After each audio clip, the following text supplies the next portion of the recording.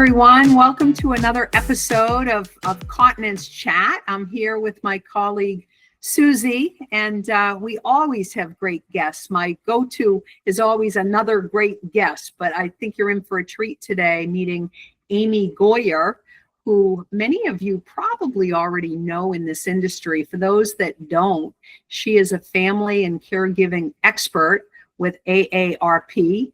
She's nationally known. She's a speaker that speaks on very caregiving topics. She's an author. And I'm going to turn it right over to you, Amy, if you wouldn't mind sharing a little bit. I think people always like to know, how did you get involved with caregiving? How did you get tied with AARP? And then we can kind of have a candid conversation from there. Absolutely. Thank you so much, Deanna and Suzi, for having me on your chat. As you know, I was able to have Deanna as a guest in our AARP Family Caregivers discussion group for Family Caregiver Month on Facebook recently. So we've met, we hit it off, and thought we need to talk some more. So thanks for having me. Our pleasure. I got into this in kind of a roundabout way.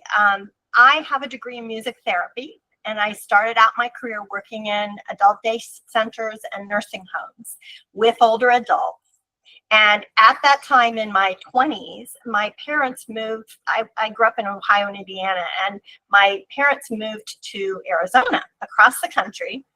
And my grandparents were aging in Indiana. I was going to college in Ohio. And so I began helping with my grandparents at that young age as a caregiver in my 20s. My dad was an only child, so he didn't have any siblings in South Bend, Indiana, where they lived. And so I would drive 6 hours over there, check on them, and over the years got more services for them because my grandmother had Alzheimer's disease. And my grandfather was her primary caregiver, but he was in his 90s, at this point. And so I got kind of trial by fire that way. And then I was the child working in the aging field. When I graduated from college, I have 3 older sisters who helped now and then, but I helped my dad, I think, the most in terms of helping my grandparents stay in their home as long as they wanted to remain there forever. But eventually their money ran out, and so they didn't have a Medicaid waiver in Indiana then for in-home services. They had to end up going in a nursing home. And my grandmother died in 4 weeks. My grandfather died 6 weeks later.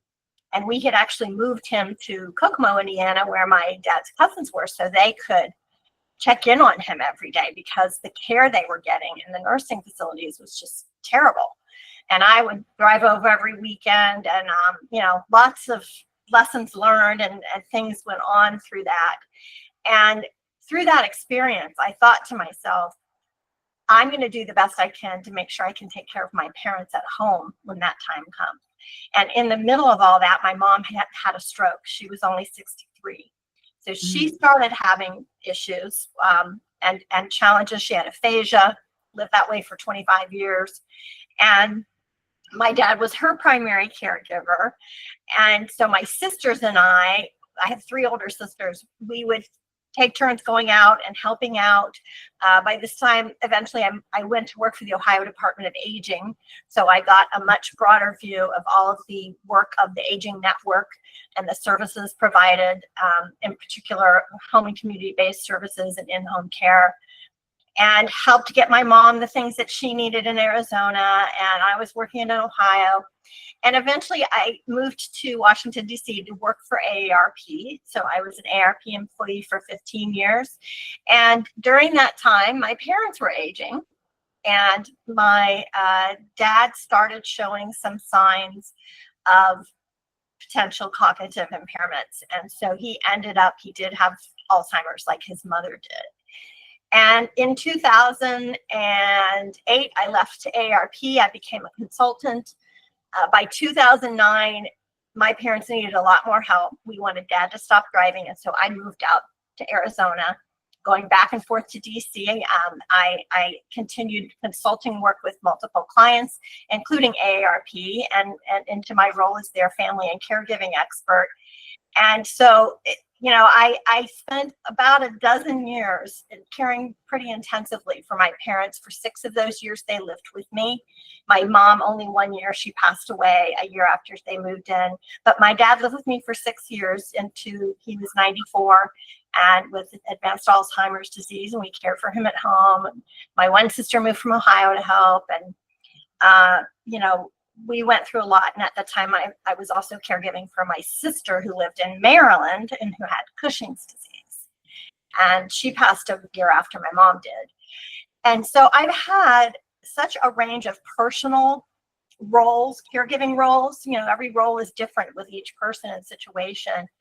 And I managed all my parents' finances and all of that also in the end, as well as personal care. But that combined with my professional experience is kind of where I come to this. It's kind of the perfect fusion for, my work.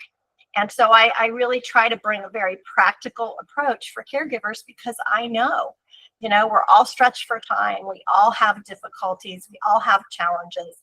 And the topic we're talking about today reaches most caregivers. In fact, I want to share a new data point with you. Just yesterday, we released the AARP's National Alliance for Caregiving, the new Caregiving in the U.S. report, 2025. We do this about every 5 years. And then I looked up to see what the incontinence data was, and about 65% of family caregivers do deal with incontinence for their loved ones. So it's a very common challenge. Yeah. It's not surprising. And I always think too, it's not only just a common challenge, but a difficult challenge. The more people have heavy to severe incontinence, as they kind of progress, if they have, Alzheimer's and dementia. You just triggered a thought for me, because I know when I was on your program, I was amazed at, correct me if I'm wrong, but I want to make sure I have my information correct. You have over 22,000 members in this caregiver group that's just 4 years old or 4 years young. Am I correct on that? Correct. Yes. Wow. That just, it's funny. Social media, here's like, to me, I go the opposite, right? Social media, it's, I got a lot of followers and you go that route. But what's interesting when you talk about caregiving and that is a whole lot of people in need.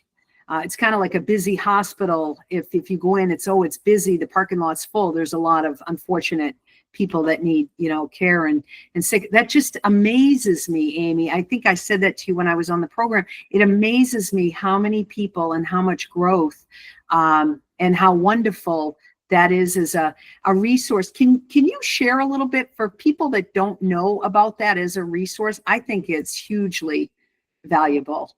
Right. So it's called the AARP Family Caregivers Discussion Group.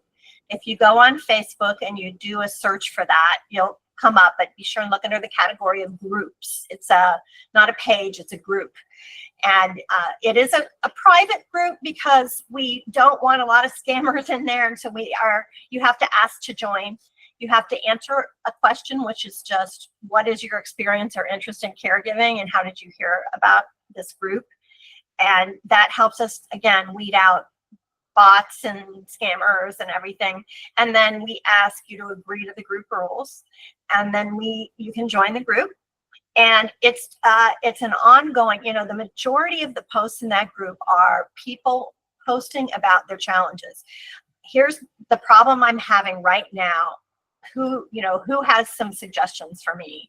Whether it's my loved one has dementia, I'm worried they're going to go out and get lost, or my loved one has Sundowner syndrome, or my loved one, they're recommending hospice care. What is hospice care, and what does that mean for my loved one? Or maybe somebody a lot of people, incontinence is a very common topic in the group. We have a lot of posts on that, and I created a guide in the group that compiles key posts with hundreds and hundreds of comments of, this is the product that worked for me, or here, try this, or here's how you get the smell out of clothing or furniture, or, everybody shares what they've done. It's that crowdsourcing idea. It's the talk to the people who are living it and share your tips. I think that's the most important function of the group. And then the other most important is just support. People can go in that group and vent and say, I can't do this anymore. Someone posted today, the only thing in their post was the word ugh, UGH, ugh, and I was like, that says it all. I get it. You're having a really rough day. That's all you have to say. And you're going to get a bunch of comments with support. So, and we share resources. As you say, I interview experts in the group to try and share good information. A lot of what I do is when people have questions, I send them to organizations, AARP articles, other articles, things that can help them with that challenge. Yeah, it's amazing. I have a quick question, Amy. Since you've had that group for 4 years, what changes have you seen from year 1 to year 4? It seems like it went so quickly. The key thing I remember is we started it a year after my dad died. And because I don't think I could have done it when I was caregiving for him, it was so emotional, But, I think that the interesting thing about the growth in this group is that it's been very much word of mouth. A lot of people tell their friends, they say, I learned about this from my friend, or they'll invite their friends on Facebook. We have people say their doctors have referred them to the group. So that lets us know that patients and caregivers are telling the healthcare providers, this is helping me. Tell your other patients.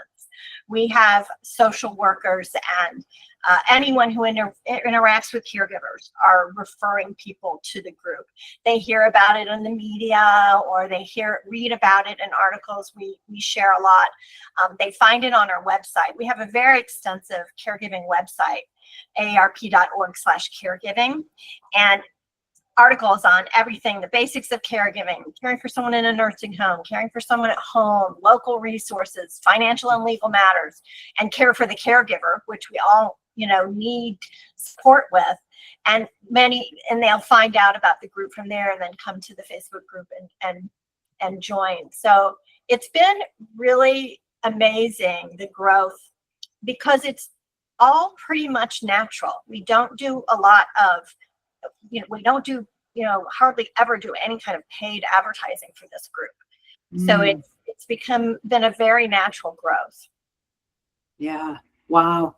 And do you find, I'm just curious, we're hearing, and so it's hearsay, but that I'm going to use Alzheimer's, that more and more people, or you hear of stories of more early onset Alzheimer's. And so it's almost backing up where it might be spouse caring for spouse, that it's adult child caring for mom or dad. Are you seeing a trend throughout the last 5 or 6 years of younger caregivers?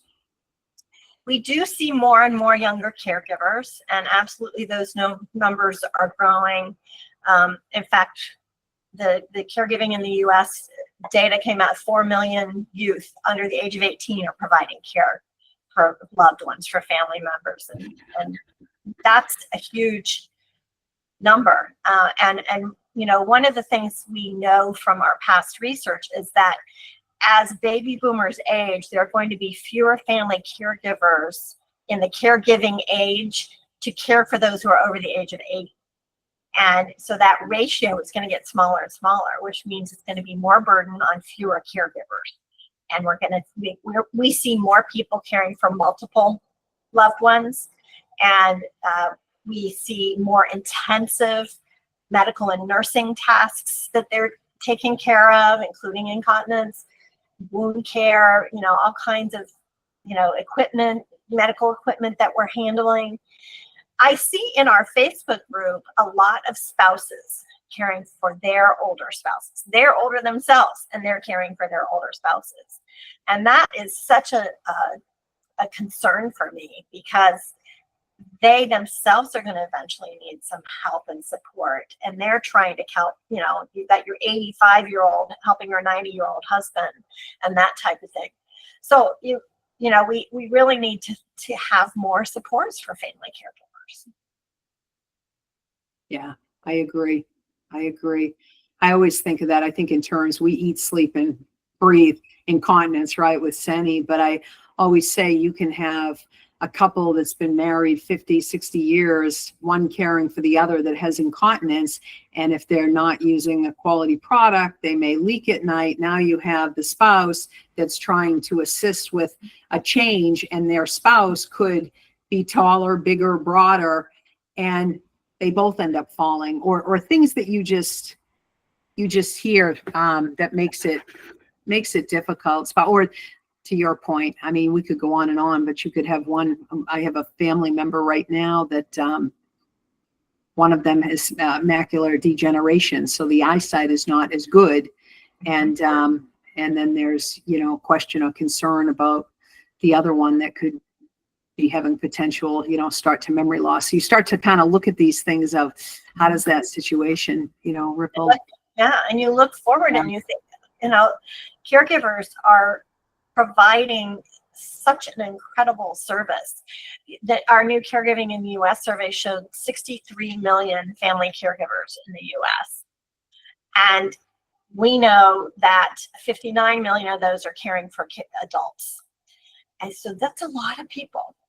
And when you look at the age range, 61% are women, 38% are men. And so you do have spouses caring for spouses. And as people are aging, who's going to take care of the caregiver? And, it's a critical issue. And baby boomers had smaller families. There are not as many children. I don't have children. I don't know how my nieces and nephews are, and my partner doesn't have children either. He has 11 nieces and nephews. I have 4. We don't live near any of them. So how do you look ahead? And planning, I think, for our own long-term care is really a critical thing to do. Yeah. What do you see as far as topics, say the top 3 topics that the caregivers need to talk about? Well, incontinence is one of them. And I'm not just saying that, it really is one of the top topics. And it's such a, it's a lot about products that work, the leakage issue, my loved one has sensitive skin, or they have, they're just trying to deal with it and have never had any experience, don't know what to do with it. That's a really top topic. We also have a lot of posts about grief for the loved ones that are still here, which we may call ambiguous loss. They're here, but they're changed so much with dementia or other conditions, and things are different. Grief for their relationship as a spouse and a child of their parent. I just want to be her daughter, or I just want to be his wife, and you lose, your relationship changes. So grief, and then we have many caregivers. In fact, in social media, there are people who don't post a lot. They don't do a lot of post clicks or links and likes and all of that. But we will have caregivers who've never really posted in the group, but when their loved one dies, they post and they share that their loved one has passed and that the group has been so helpful to them. And they know that this is an audience of people who get it. And they feel like when you're been caregiving and your loved one passes, it's complicated. It's different, it's complicated.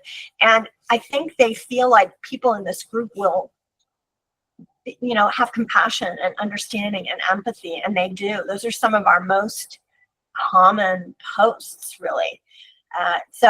And then, the other things are, again, dementia. We get a lot of dementia questions and posts, because not necessarily because we have so many more people in the group who are caring for someone with dementia, but because it's so difficult. It's such a complicated and long-term and difficult kind of care. And then we get a lot of just supportive things. People who have a quote or a comment or a funny story. I love it when people post their funny stories, because that's the only way you survive, intensive caregiving, is to have a sense of humor. And like one time my boyfriend and I were so excited, we're going to take my parents to a baseball game. And they watched every game on TV. So we knew they'd be excited to do this.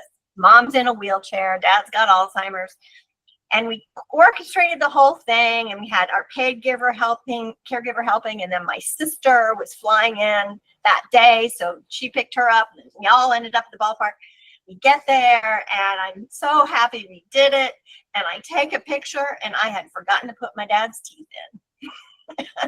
One of those things that you're just like, caregiver fail. But, we laughed about it, and, he just had a little flipper. It wasn't all of his teeth, and just, you just have to laugh. And so people will share funny stories in the group, and that gives us all a bit of a lift, and their triumphs, especially managing the systems. Navigating the healthcare system is arduous. And so when they have a triumph, when they appeal something and it works, or if they, get the care their loved one needs, or get their VA benefits, or any of that type of thing, they post about that. And then, they just those pleas for help is a very common one. I just can't do this anymore. Help me, And they get responses right away. As you're sharing this, I'm thinking that group has got to be such a lifeline for so many people out there. It's got to some degree, I would think. Tell me if I'm wrong, but even does it become a social? Oh yes, I mean, for people as well.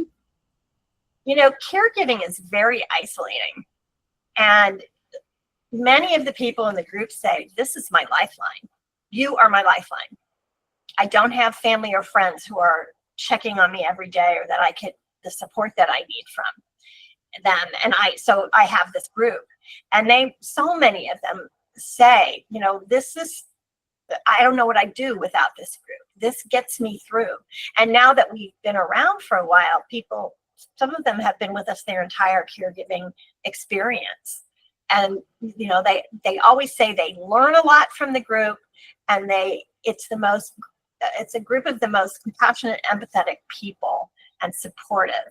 And that's what we wanted, from the start. I really practiced in the beginning being a role model for how to respond to people, because we want to be supportive.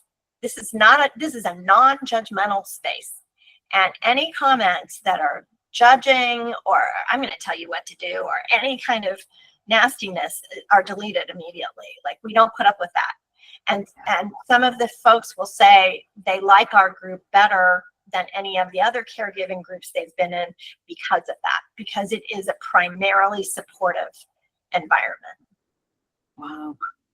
I'm envisioning an in-person big fest of the caregiver group, and I'm envisioning certain people coming together, hugging one another, saying, "There's Helen, there's Tom, there." I just think I love your group. I would love that so much. I mean, that gives me chills just when you say it. We're looking at different ways to try and connect the members, because some of them have expressed an interest of trying to connect a little more in person. And so, we'll see what we can come up with. It's tricky with the group. I mean, they're all over the country, all over the world. We have people internationally in the group too. So it's tricky to do that. But so many of them, I just want to give them a hug. And, you can give them virtual hugs. It's just not the same thing. Yeah. Yeah. Where my mind's going, I just have to share this story, because I think this is just one of many ripple effects where your group to me would be very helpful. But I was talking to a director of nursing in one of the Midwestern states recently, and they may be having some state changes related to rules and regs around the nursing home and how many RNs that you need on staff. They're rural, very small, less than 500 people in this particular area. They've got one RN. They will not have another RN. They can't find them. There are different issues, right? And so if you ripple it, that's true from what this person shared with me.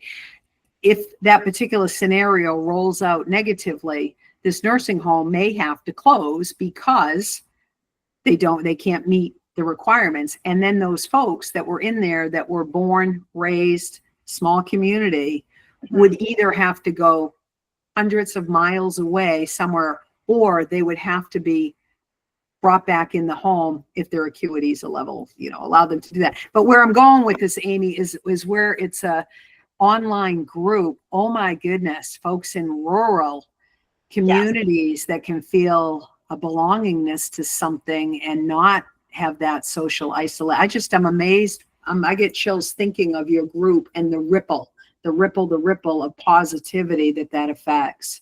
Because then they share with their friends. Some of them are in local in-person support groups. They share what they learn in the group and they invite other people. But I agree with you. I think the people who are the most isolated benefit so much from the group because they really don't have opportunities for other people to connecting. And I know when I was going through all those years of very intensive caregiving for multiple people and working full time, and I was not able to go to an in-person support group. And I would have loved to have had this group, as a possibility at that time.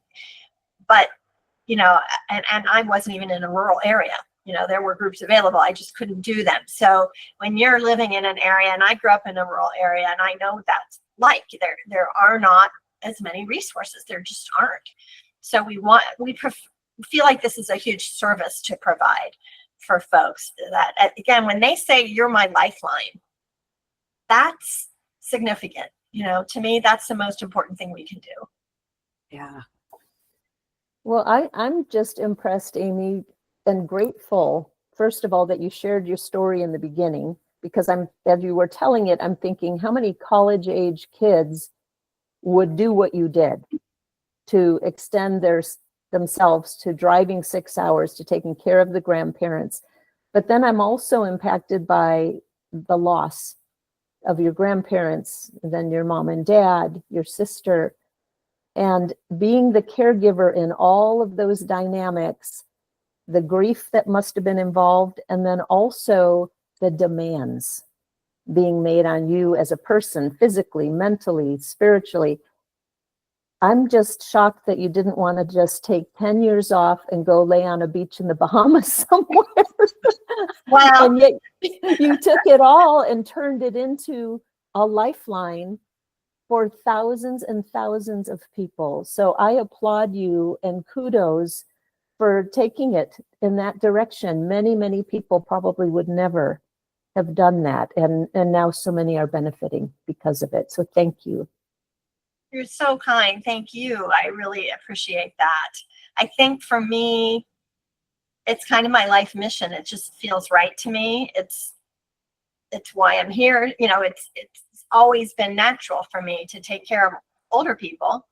Now I'm going to end up being an older person, but I feel like it's just, I've always been drawn to that. And I've done a lot of intergenerational work in my career. I think bringing the generations together is really critical. And I know how much I benefited from having close relationships with my grandparents. I didn't mention my mom's mom. My grandmother Clara lived in Indianapolis, but I had cousins and aunt and uncle who lived and did most of her care and support. But I was their respite person. I would go over and give them a break on a weekend and take her grocery shopping, take her to church, do all those things. Just enjoy basking in her presence. I just loved being with her. And so I benefited so much from those relationships. And I'm a lucky caregiver. My parents had very complicated health issues and financial issues and everything, but they themselves were easy in many ways because they didn't resist care. My dad was mad when we didn't want him to drive. And so he said, we're moving into a senior community that has transportation and meals and everything. And so I helped them do that. And they lived there for 3 years and I moved into their house. Then they moved in with me. But I don't know if I would call that resistant. I mean, I would be upset if somebody told me I couldn't drive anymore too. So overall, my parents were a joy to take care of. The actual tasks of caregiving, though, are not always a joy and can be very strained, very, just emotionally, physically, spiritually, as you say, but also financially difficult. And for me, after so many years of putting them first and doing that, I ended up in bankruptcy. So for financially, it was disastrous for me. Mm-hmm. But I can't say I have regrets because I took care of my parents at home. I adhered to their wishes. I know my dad had a much better experience with Alzheimer's than my grandmother did because I had learned so much by the time he had it. And my sister helped, so I feel like, I made some mistakes in taking care of my own finances. And so I would urge all caregivers, don't just take good care of your parents or your loved ones' finances. You have to take care of your own too. That's part of self-care. And I didn't fully do that. I took care of myself in so many good ways, but I didn't have a financial advisor for me. And so I ended up with too much debt. So, that's a lesson learned. And I'm still, Daddy died in 2018. I'm still trying to recover from all of it. And I am not going to retire till I'm probably 95. So, you have to rebuild your finances. And so I always really like to stress that, because we talk a lot about the emotional, the physical strains, the stress, but we have to talk about money. People don't talk about money. They don't, it's one of those taboo subjects. And so that's why I decided to be public about it, because if it can happen to me, it can happen to anybody. And we had a much better financial situation than some people, but caring for someone with dementia, multiple people, I ended up having to deal with my sister's estate, which was kind of a mess, and losing money there. And, the whole thing, it accumulates. And we need to understand for caregivers that they need financial support as well as practical support. Yeah. I think it's interesting too. I know everybody's in a different financial, and even when it comes to insurance, right? If you're Medicare over 65, you have a supplement, an advantage. But I always think too, it's lots of prescriptions, lots of copays, lots of products, and the list and then you've got, inflation with just every day, and the list goes on and on and on, and yet the gap can get bigger and bigger. But kudos too for sharing that story, because I think people would never want you to retire, because you've been there, done that, felt that. And support that, and you give so much, Amy, just through your true lived experience, that to me, I think people are saying, please don't retire, stay there until you're 95. I'm not going anywhere soon. So I love what I do. I mean, I'm so fortunate that I have been able to continue doing and do what I love so much while I was taking care of my parents. Many caregivers can't do that, and they have to make changes. I did make a change in my work. I became a consultant, which hurt me in the end because I had less benefits and pension and all of those things. So it cost me more, but I was able to keep working, and that's critical. And so, we know right now about 61% of family caregivers are working while they're caregiving. And there are a lot of challenges around that. And not all employers are as understanding about it or really understand the needs of caregivers. We know that they make a lot of changes, and, so employers need to step up as well and provide, supports, because they're valuable employees, and it's a good investment in your employees to have some supports for them as caregivers. Great points. Those are great points. I wasn't aware that statistic was that high. 61% of people caring for loved ones are also working. Interesting. Yes. And at the same time, almost half of family caregivers have financial challenges. And it's interesting to me that working caregivers have more financial challenges, which is so interesting because they're trying to work, but then they also are having to probably pay someone to provide the care they would be providing. And there's, it's complicated. So you really have to dig down in, and that's why I love this Caregiving in the U.S. report, because it really digs down in and pulls out some of these issues that rise to the top that we need to continue to address. And of course, AARP's advocacy arm is doing all kinds of work at the state level and at the national level to, try to get more supports for family caregivers in place. Yeah, we definitely need more. For sure. I mean, back to our topic, for your podcast, incontinence supplies. That was one of my biggest expenses. And I was paying for those. Dad's budget in the end was only paying for the paid caregivers who took care of him while I worked. And I paid for everything else, the house, the food, the clothing, any extra medical equipment that wasn't covered by insurance, incontinence supplies, medicines that weren't covered, that type of thing. And then I got him enrolled in VA healthcare, veterans benefits.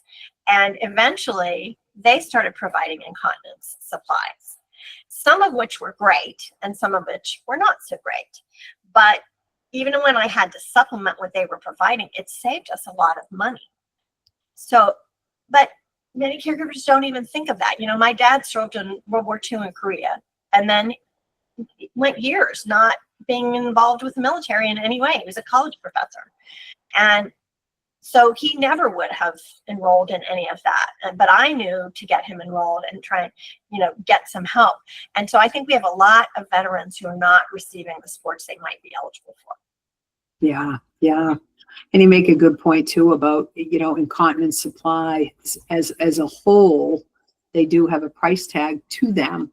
But one of the things we're trying to do with this podcast and working at Seni, all of us, our entire team, is become advocates for people to have more education, which is why I so appreciated being on your caregiver group, that cheaper is not always better, because it's pay me now, but then you're paying later for ugly outcomes that can be social ugly outcomes, they can be clinical ugly outcomes. And so we're trying to shift that mindset of, let's not look at this as a disposable commodity.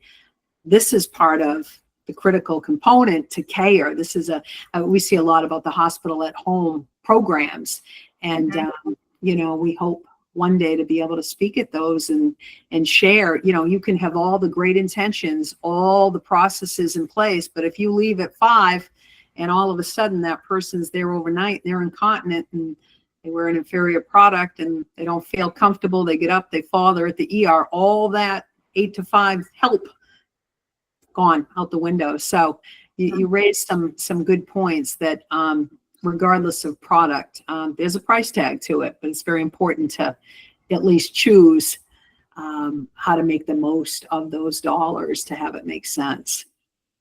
Absolutely, yes. I think, and even since my dad passed away, there's so much more education about incontinence out there. I would go to his or my mom's urologist. They didn't have anything to tell me about managing incontinence. Nothing. No material supplies recommendations, no how do you deal with that, or schedules or anything, nothing. And it just was always so shocking to me that this is what you deal with. How do you not have someone on staff who knows about these things? But now there's so much more available online. There's people like you who are talking about it, and I think it's wonderful. This is a tricky topic. And I was just laughing with some of my girlfriends about the fact that, in their 60s, you get sick and you start coughing and incontinent. It happens to people. And because I have a friend who has COVID right now, and she was just really struggling with that. And I was like, I know where you can go to learn about, what can be helpful. And maybe you don't need it all the time at this point in your life, but when you are sick or something, you might need some help with that. And, we learn a lot word of mouth, don't we? Yeah, for sure.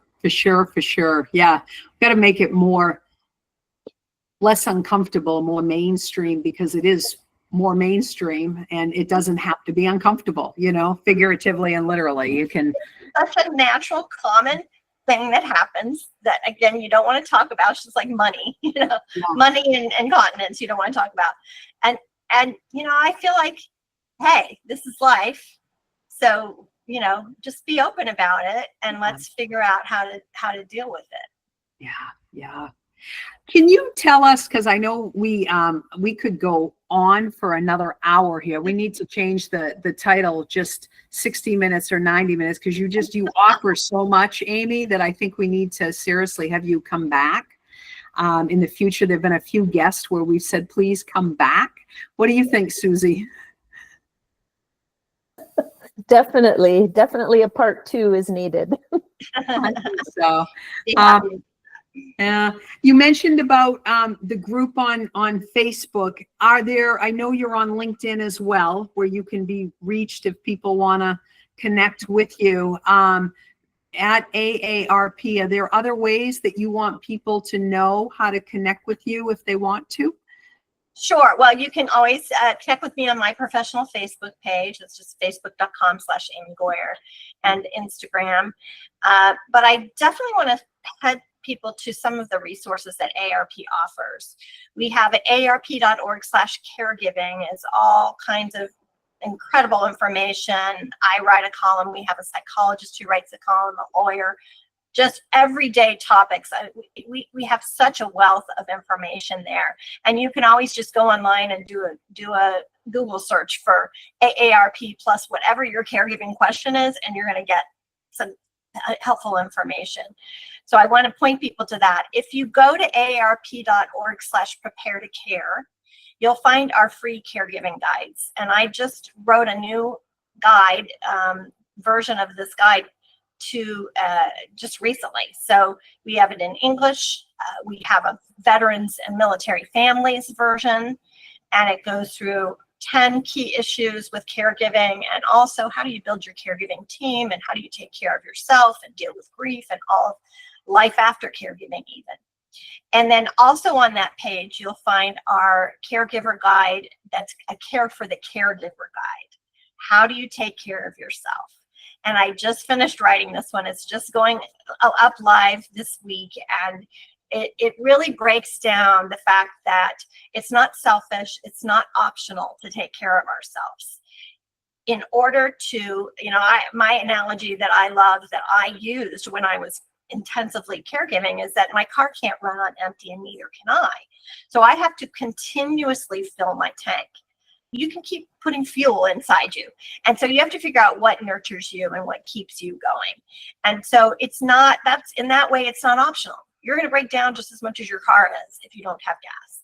So figure out what fuels you and what nurtures your soul and what keeps you going physically, emotionally, financially, stress, deal with your stress. And so I have some very, very, very practical tips in that guide.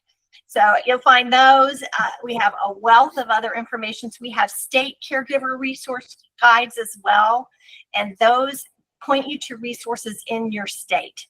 The key programs in your state, departments, how do I find my area agency on aging, all of those kinds of resources specific to your state.